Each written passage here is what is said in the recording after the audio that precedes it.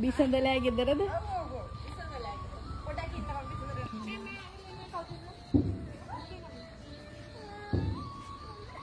බිසඳ නේද? බිසඳ නේද? ඔයා ප්‍රෙසිඩන්ට් කොලෙජ් එකේ නේද? 6 ඊනේ. ඔයා අපේ පුතාට හැම වෙලේම එක එකව කියනවලු. එයා ගෙදර ඇවිල්ලා අඬනවා. ඔව්. යනුජ. දන්නේ නැද්ද? හැම වෙලේම අඬනවා මට කියන්නේ බිසඳ කියලා තමයි. බිසඳ කියලා කිව්වේ මං ඊට පස්සේ ක්ලාස් ටීචර්ට කතා කරා.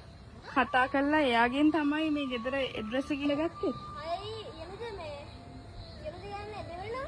ආකාශ. ආකාශ කියලා මම කරන්නේ. ඔයාලා පන්තියේ තමයි ඉන්නේ 6 එකේ. ඇයි පුතා එයාට යා මොනවා හරි කියනවද? යනුද කියලා කියන මම අඳුරන්නේ. ඔයාට නම මතක නැද්ද දන්නේ? නෑ යනුද කවුරුත් අපේ පන්තියේ නැහැ. ඔයාත් අලුතෙන් ආවේ නේද? ඔව් මම යනුද කියලා කෙනෙක් කන්න දන්නේ නැහැ නම් පාඩ ළඟ ඉතින්. මම දන්නේ. දන්නේ. එන්නකො බලන්න මේ ඒ වුණාට ඉතින් එයා කියනවා නෝවා කියලා. ක්ලාස් ටීචර් කිව්වේ ඉතින් ඔයාගේ නම තමයි. සාමින්ද්‍රාලා? එඩ්‍රස් ඔව්.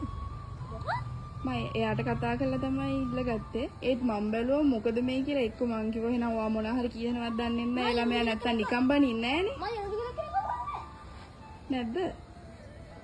මේක බොරුවක්ද? ඕක මන් තියන්නේ. අද මොකක් හරි වගේ විශේෂ දවසක්ද? සඳ එන්නකො අද වගේ මොකක් හරි විශේෂ දවසක්ද කියන්නකො ඇවිල්ලා එන්නකො